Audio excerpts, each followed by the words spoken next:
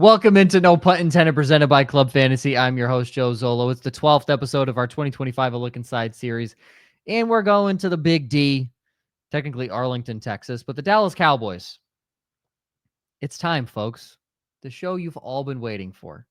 No one's talked about this team in the last 18 hours on any major sports network.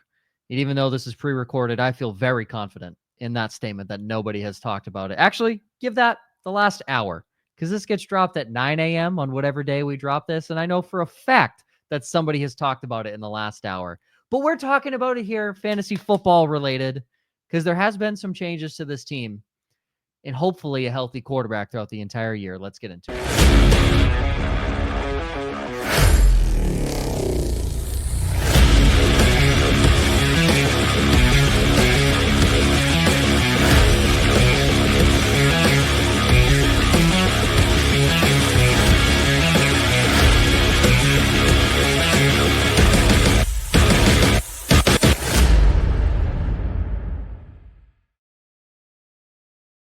Episode 12, a look inside Dallas Cowboys, us. Who's excited? I had to wear the Eagles hat just to... You wear the Eagles hat every fucking show. That's not... Well, not every show, most shows, but, you know. Okay, great. Fork found in kitchen. This isn't anything... I got to make sure that our viewers know that I'm going to talk a whole bunch of shit about their team and then be pleasantly surprised when I actually throw them some mild compliments. So I have an old Miles Austin jersey because I really liked Miles Austin. I almost wore it for today just because I knew we were doing Cowboys and you were going to have your Eagles gear on. I just sold my throwback Des Bryant jersey for $20 on eBay. So there you go.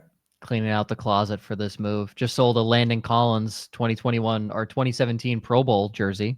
Ooh. Last year, he was good. Yeah. So there you go. Dallas Cowboys, 7-10. You know what Jerry Jones said? We need a new head coach. We need a new offense. We need to revamp the whole system. So he said, we hire Brian Schottenheimer. And not only that, he hired Schottenheimer like that was the guy he wanted. He did not wait for interviews. He was just like, nah, fam, Schottenheimer. Jerry Jones said, fuck the Rooney Rule. Yep. Brian Schottenheimer. The man. Wasn't there a video of him teaching the guys like Greek line dancing? What was it? Was it the? You're missing me on this one. I was just gonna joke that when you have a chance to get a guy like Brian Schottenheimer, you gotta do it. You gotta do it. First time head coach in his 50s. You gotta do it. He's already come out with some incredible quotes. Something along the lines of, this is a championship caliber team right now, and you all are going to look back and laugh that you were overlooking us. I can't wait for 2-5, and then they just run that clip on every show possible. Yep. I can't wait for it. Okay, you know they will. Oh, it's going to be Cowboys. awesome. Of course they will. Of course they will. Underdog, baby. You don't want to put any of these guys in your underdog lineup. Sign with promo code WAF. Free pick, first time deposit. It's a joke. Put CeeDee Lamb in there. No one in the backfield. First time deposit offer up to $1,000 in bonus cash. Be sure to like and subscribe. Close to 1,400. And this is your projected starting offense for the team. Dak Prescott, quarterback 13. The backfield sucks. Javonte Williams, RB 38. Miles Sanders, RB 60. Jaden Blue, sure. Jerry saw the last name, saw it match the color scheme of the team. Let's do it. Get it. He's a rookie, right? I hope that's what he is. Out of Texas, yep. Great. Never heard. Oh, my God. He was like, all right down the road. Jaden Blue, RB 43. Phil Mafia, not available. Mafia now, baby. It's Mafia on this team. CeeDee Lamb, wide receiver 3. George Pickens, newly acquired, wide receiver 29. Jalen Tolbert, wide receiver 95. Kavontae Turpin, kick returner 1. Say special wide teams, receiver 114.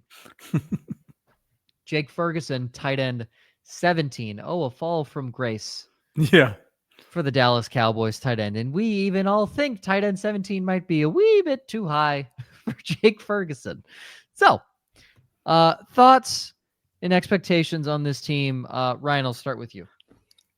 My biggest concern is Schottenheimer. Like, we can make all the jokes we want, but like the last time we saw this guy calling plays was 2019, 2020 with Seattle.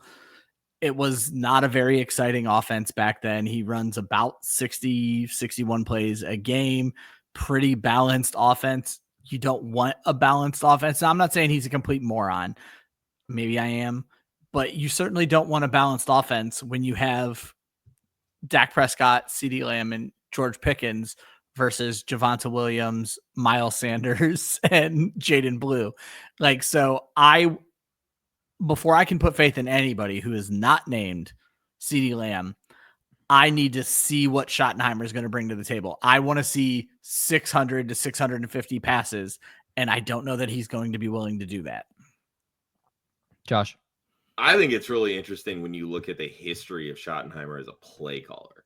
Yeah. So he got his first crack at play calling in 2006 with the Jets and was with them for 5 years, I believe, up to 2011. But when you look at like his history, he's typically been with very defensive minded head coaches until he got to Dallas, who was more offensive driven. So like, I will give Schottenheimer credit because we talk about this all the time. Don't fit square pegs in round holes kind of thing. He tends to craft his offense around who he's got and what the head coach wants to do.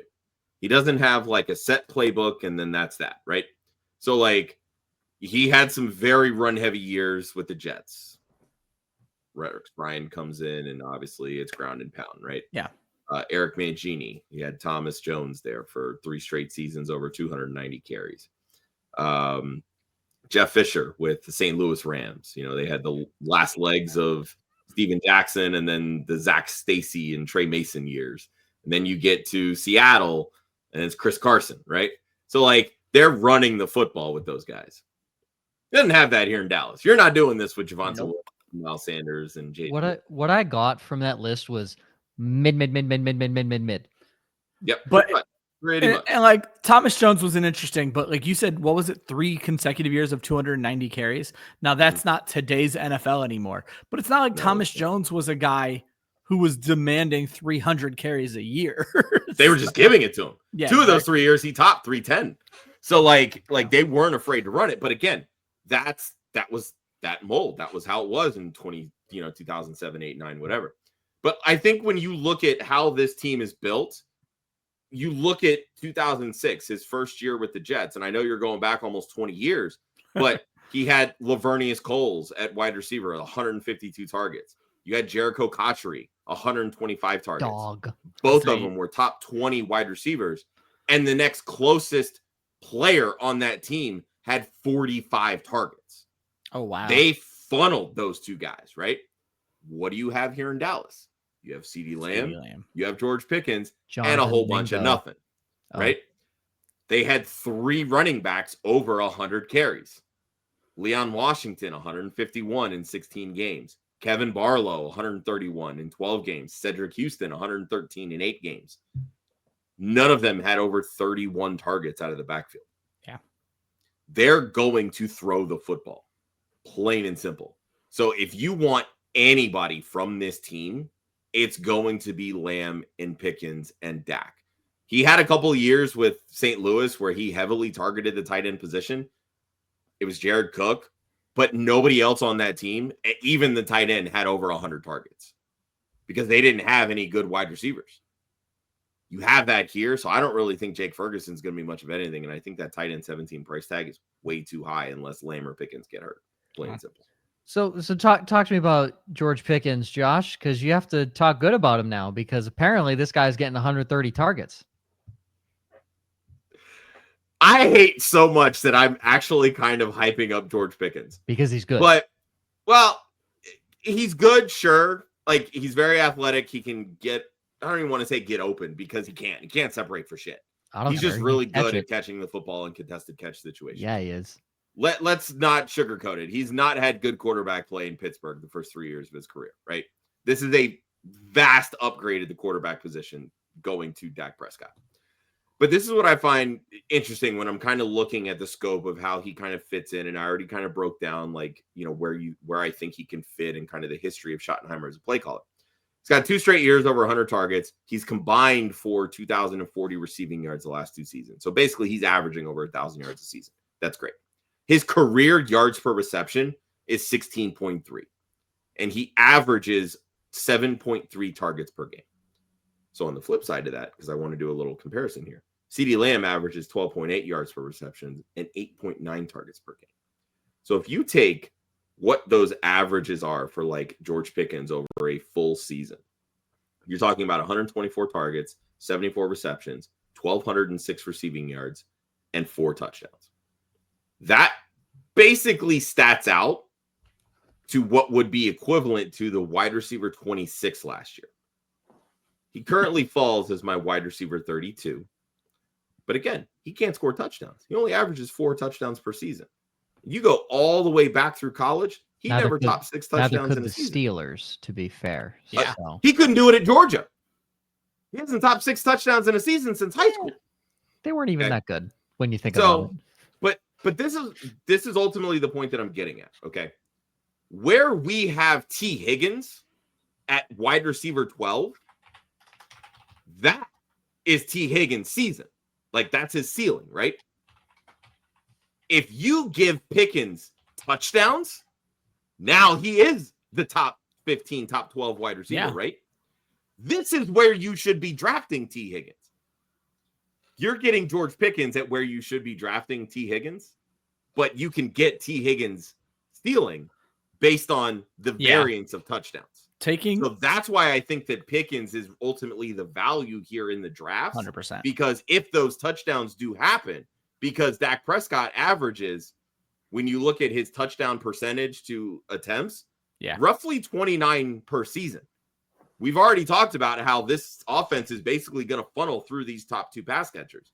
CeeDee Lamb, the last three seasons, has had 9, 12, and 6 touchdowns. So you're talking about a potential 10 touchdown plus guy in CeeDee Lamb. If you get Pickens with 8 and that 1,200 stat line that I just ran out, now he's up in that top 15 range. And that's where I was going to go, is the taking Pickens from being the number 1 in a run-heavy team that was never going to feature him and putting him as the number 2 against one of the most talented wide receivers in the NFL. That's changing everything for Pickens. George Pickens should not see a single double team this year. And that's very different from what he was dealing with when he was with the Pittsburgh Steelers. Yeah, Prescott averages 34 pass attempts per game. So, like, that's going to stat out. Like, if you average that out over 17 games, that's 578 attempts. So you give him 128 targets, like I said, there's still room for 180 or whatever for CeeDee Lamb because that's what he averages typically, right? Yeah. Like, he's up there. So there, all the makings for George Pickens, even as a wide receiver 2 on his own team, to be a top 15 wide to succeed. And you're getting him at the prices that you should be getting T. Higgins, basically. I would like to enter into the court that George Pickens has never had a good quarterback, even at the college level, because it was Stetson rehab. And then he had friggin' Mason Rudolph, Kenny Pickett, Russell Wilson, and Justin Fields. Who am I missing? Name me another bad quarterback that played. Josh Dobbs. Like, name me another bad quarterback that played for Pittsburgh at one point or time. Yeah.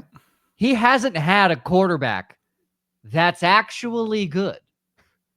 I mean, he got Russ on the back end of his career. He hasn't had a quarterback that's actually good. So he's got one now. I love that Joe is trying to talk Pickens up, which Josh just forced himself to do. But Josh is needing to argue with Joe because he can't allow George Pickens to be good. He's so good. I'm so worried hate on this guy. Is he an absolute head nutcase? Yeah. Yeah, that's how I want my And I'll go to your favorite narrative, Joe. This is an actual contract year for George Pickens. Oh. So what I'm hearing is 1,500 yards, 17 touchdowns, and best wide receiver in the NFL. And he's a billionaire next year for the worst season of his career. Take a back seat, CeeDee Lamb. That's it's right. George Pickens time. Yeah, that ain't happening. Okay? All right?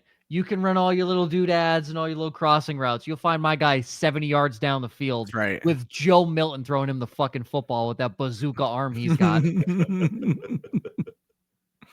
No, not really. But Ryan, you have Dak Prescott highlighted. And before I say exactly how Dak Prescott's season's going to go, I want you to tell me how Dak Prescott's season's going to go. Because I know the narrative. I know exactly how. I know the formula. Please go. Well, now you're making me nervous because I've not dug that deep into Dak Prescott. Formula. Let me tell you. But the fact of the matter is this: when Dak Prescott plays 16 games, we get good fantasy numbers. We get 4,000 yards. We get 30 plus touchdowns. I don't typically project people to miss time. If Dak Prescott's going to come in here healthy, even with my distrust of Brian Schottenheimer, it's hard not to look at him as a value in drafts. I think we said at the beginning he's going off as the 13 in ADP. Guess what? He falls as my QB 13, but I'm not projecting him even over 30 touchdowns because I don't trust Brian Schottenheimer. But if he does hit, he's a top 8, possibly top 5 quarterback.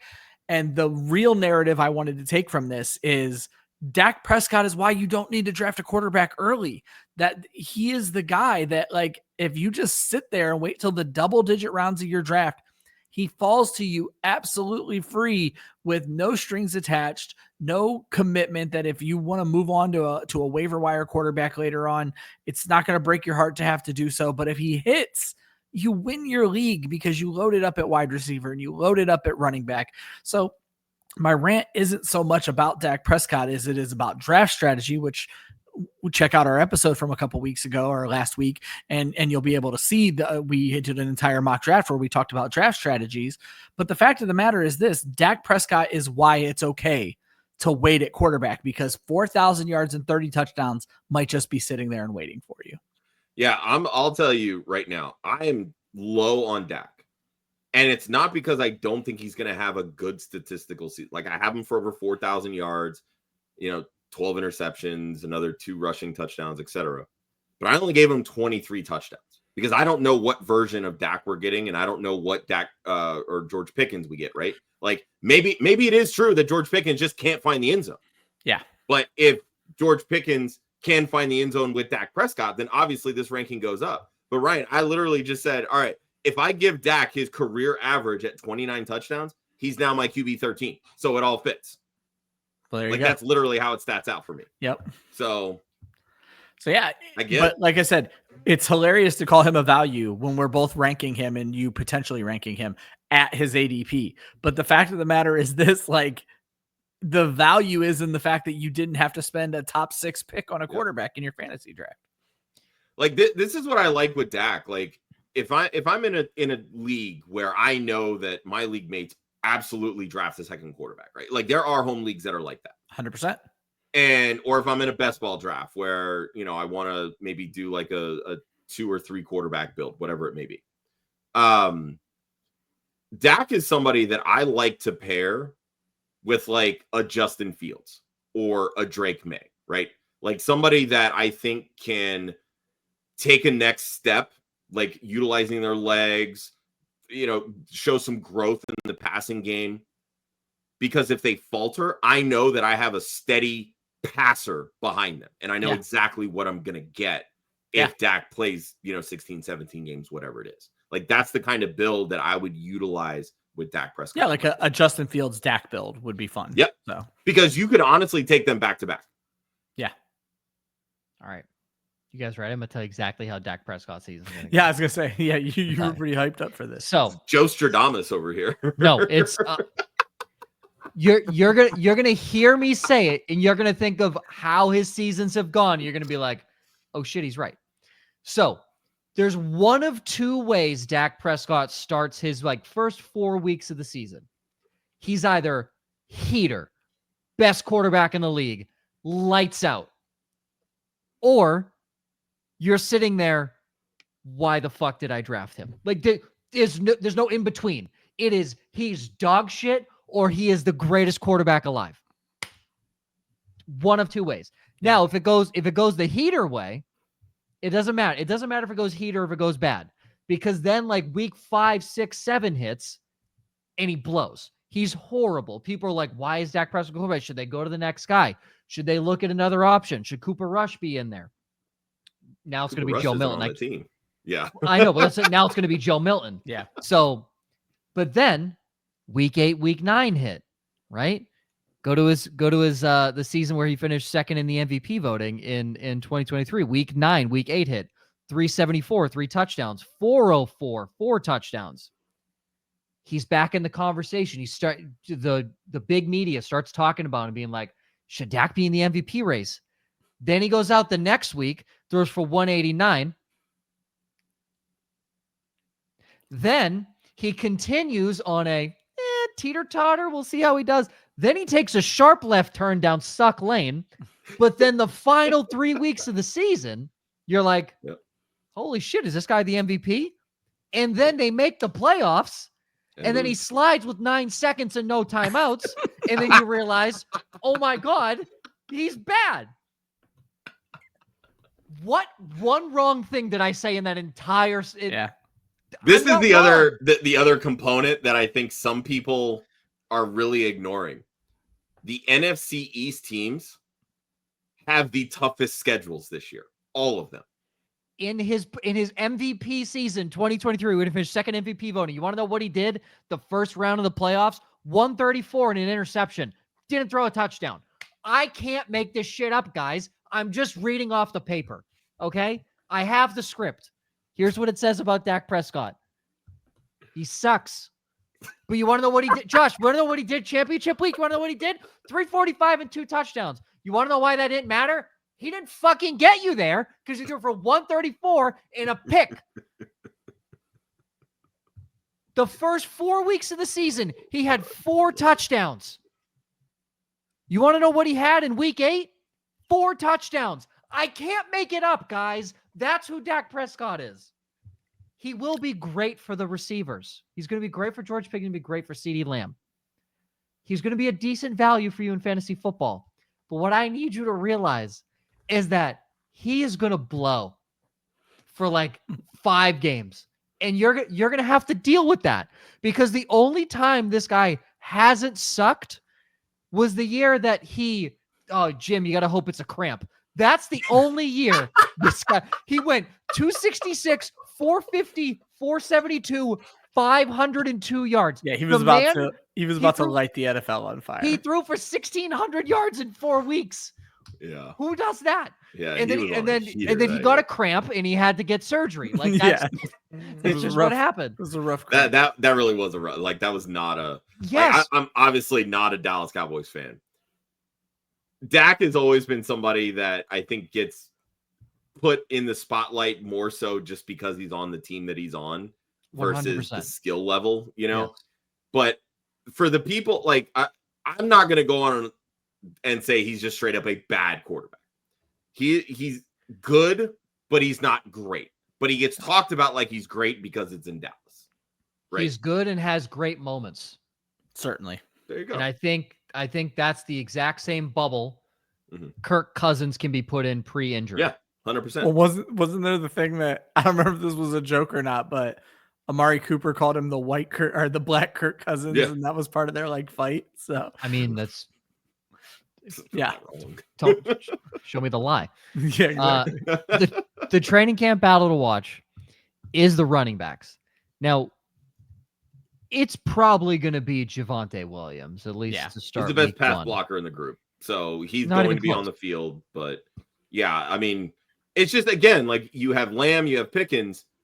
The only thing you're hoping for with the running back position is that they can get at least 3 to 4 yards of carry. Like you're not going to get any kind of explosive plays. You're not going to be able to set up play action because the running game is a true threat. Like this is an offensive line that still needs to gel. Like they have some young pieces that really haven't shot to the forefront the way that the last group of young offensive linemen did. Like when Zach Martin got drafted and, Tyron Smith and Travis Frederick. Like when those guys came in, like they gelled and they were elite at their position from the get-go. Yep. These guys that they've drafted over the last few years, they haven't been that. They haven't truly ascended. And then they go through and they spend the 12th overall pick on a lineman that many people thought was probably the best interior lineman in the draft, but felt that 12 was just too high. Yeah, way too So high. there's going to be some adjustments there. And you don't have a good running game behind you to be like, all right, we can offset this slow moving offensive line, right? To me, if you're drafting a Dallas Cowboys running back, you're a glutton for punishment, plain and simple. All I want to throw out, though, is that Jaden Blue is kind of like the epitome, but maybe not, of the rookie fever that's going on in these early drafts. And obviously we're shooting this show in June. And when a lot of the regular season drafters come in, most of them are going to be like, who? Sort of like Joe, like he's a rookie, right? Yep. Like I don't know. This guy's a 5th round pick. We got to stop anointing these rookies just because we don't like the guys ahead of them. Guess what? Dallas does like those guys. They paid Javonte Williams to come play there. They paid Miles Sanders to come play there, and then they still drafted this guy. I mean, let's not get too far ahead, Ryan. They're both 1-year deals, and they're really cheap contracts. So, like, I mean, they still gave them multiple millions of dollars, Josh, to come play football for this football team. But that's pennies when you look at the salary cap. So, but what I'm getting at is, it's also they're not just going to hand the reins over to a 5th round pick unless this kid is great. And if he's a 5th round pick, he's probably not fucking great. And I understand cases can be made either way. I just get so frustrated. Like, this is definitely a personal issue. When you do rankings as a fantasy analyst, they'll sometimes yell at you about having somebody ranked too low or too high. When I upload, I think it's my best ball rankings, I get yelled at about Jaden Blue every time by Fantasy Pros. And I'm like, I'm not moving him the fuck up. All right, get out of here with that. Like, it's just not what I'm doing here. Just curious, Ryan, where do you have Jaden Blue, like projection wise? Let's see here. Did I even project him? 75. I have him as only 50 carries. I have this offense running through Williams and Miles Sanders. Okay, so I think that's probably where you and I differ then, because as somebody who loves Miles Sanders, but has also watched him play the last 2 years, he's not it, and he really hasn't gotten any better as a pass blocker. So bad. he's. I mean, keep in mind, I have Sanders at 88 carries. I have Blue at 57. I mean, don't get me wrong. Like, Maffa and Blue, like they need to come in and treat training camp like it's the fucking Super Bowl. Yeah. And that's the only way that they're going to feel comfortable getting rid of, maybe cutting Sanders or moving him down the depth chart. But I think as the season goes on, you will see Jaden Blue, if he is what the media wants us to think that he is. If he's any good, he's going to be the second option behind Javonte Williams. That's fair. But I think that's kind of where the real battle, so to speak, is between that 2 and 3 spot. I think Maffa is just that. Like, he's going to be the 4th guy. He's 6'1", 235. Like, he's a bruiser straight up. Like, he's a big dude.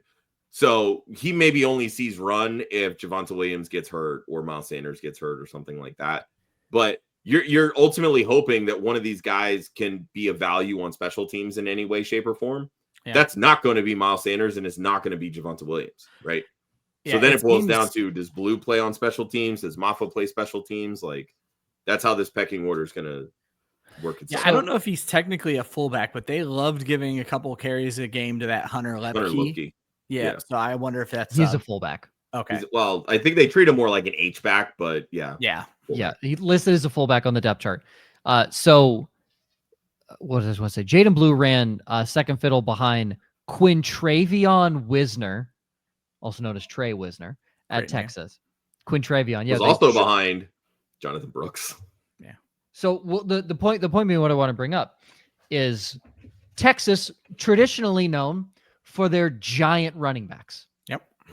Traditionally known for that. How big was Ricky Williams? He was 6 foot, like 205, right? He was a bigger back. I think he was 205 is not big. He was like 235, I think. I was gonna say, Really? I'm pretty sure his right leg was 205. Oh, jeez. Okay, yeah, my he bad. Was a hoss. My bad. Well, my point being is Quintravion Wisner. So it takes back. Jaden Blue is listed at 5'9", 196. Decent size for a guy that small. Yeah. Quintravion, 3 inches taller, 5 inches heavier. He got the workload. Jaden got second fiddle, he was more efficient with his touches, had more touchdowns, and was more He's a efficient in the scat back. passing game. Exactly. So this guy is not an every down back, but could play a great value version of Tony Pollard. I was going to say the concern for me in that role for this offense is, as Josh pointed out, they don't throw to their running backs. And you're going to see Javonte Williams in there for pass blocking purposes, and what targets are up for grabs are going to end up with him because he's out there and available. They're not going to design plays to throw to these guys. Here's also what I can tell you is that Trey Wisner was a sophomore last year. His freshman year, he had 12 carries. His sophomore year, he had 226 carries. If that doesn't tell you that Jaden Blue is not beating out Javonte Williams, I don't know what does, guys. The guy went from a freshman with 12 carries to a sophomore with 226 and 1,000 yards rushing. Jaden Blue is going to play second fiddle. Now, that may work well in terms of fantasy purposes, but it doesn't look like there's going to be enough volume for him to do anything big. Favorite bets. Both of you guys got CeeDee Lamb. One to win Offensive Player of the Year, which is plus 2,000. Fuck it, we ball. And Ryan, you have Lamb to lead the NFL in receiving yards at plus 1,100 on FanDuel. Both very good odds. Yeah, I say plus 1,100. A year ago, CeeDee Lamb was 1,749 yards and just missed leading the NFL in receiving yards by like 48 yards that year. So with a healthy Dak Prescott, it's a fair bet on CeeDee Lamb for plus 1,100. Yeah, and that kind of ties in with mine. If he's leading the NFL in receiving yards, he's going to have a good chance at Offensive Player of the Year because he's likely going to have a lot of receptions. He's likely going to have a pretty solid amount of touchdowns. It's no different with Jamar Chase last year, right? If Saquon doesn't have the season he had, Jamar Chase is Offensive Player of the Year. Let's be honest. I mean, he had the receiving triple crown last year. Yeah, so, easy. You know, it's well within the realm of possibility, and plus 2,000 is good odds on that. My side, defensive side of the ball, for one, I really want to say Dante Fowler over on his sacks, but he's going to be 31, and I don't love it. He's only had double-digit sacks twice in his career, once last year in Washington. I will give it to Donovan Ezuraku, the kid out of BC. I don't know how to say his name. But second-round pick. He is behind Fowler in the pecking order. Fowler's a skinny guy. He is a speed rusher. At 31, your speed declines just a tiny bit. Josh and Ryan can tell you that. So I don't know how efficient he'll be. Yes, he is opposite Micah Parsons. The reason I'm saying DE is because he's opposite Micah Parsons. Yeah. So I think his total sack number is going to be low, and I think he can hit 8 on the season. Well, you also have that. What was the other edge rusher they had? A Marvin or something like that. Whatever his name was. Demarion Overshown is technically listed as the weak side linebacker. Okay. But I know he was really getting after the quarterback too. Yeah, he came on for like a 4-game stretch like crazy last year. I mean, obviously he's probably going to have a slow start coming back from the injury, but who was he rushing opposite? Micah Parsons. Micah Parsons. Yeah, exactly. Well, and that's what I'm saying. So like if he ends up kind of being that starter opposite Parsons, now you're using Ezuraku as that rotational speed, and his job literally is just rush the quarterback. So yeah, and that's what I think they use him on. I think that's how they use him early on in the season. Then he transitions. Yeah, any guy who plays in the front seven in Boston College can start at an NFL level. It's a big boy. Just look at their front seven. They have produced arguably one of the best linebackers ever in Luke Kuechly, and just year after year, you will see a Boston College linebacker or defensive lineman be talked about in the first round of the draft. And Boston College went 4-7 the previous season. I watched Luke Kuechly win a high school state championship his senior year. Dog. Absolute. He was a good player then too, at 18 years old. Unbelievable. Gentlemen, that's all she wrote in the Dallas Cowboys. Yeah, boy. Next one. Going down to South Beach. The Miami Dolphins. The team no one talks about, and rightfully so, because why would you? Why would you mention them? They've been nothing since Dan Marino. So I'm excited. They're an AFC East team that I get to make fun of because I'm a Patriots By fan. the way, Joe, just to answer your question, Pro Football Reference has Ricky Williams listed at 226. How tall was he? 5'10" or 6'1". Yeah. 5'10", 226. He was a thickums. It was a different day and age. Holy hell. Thick is an understatement. My goodness. This is a fat boy, PHAT. My God. All right. Go, Ricky. All right. For myself, Ryan, Josh, follow Club Fantasy on Facebook, Twitter, and Instagram at Club Fantasy FFL. The URL is clubfantasyffl.com. Always remember, defense wins championships, offense wins fantasy football. We will see you on the next.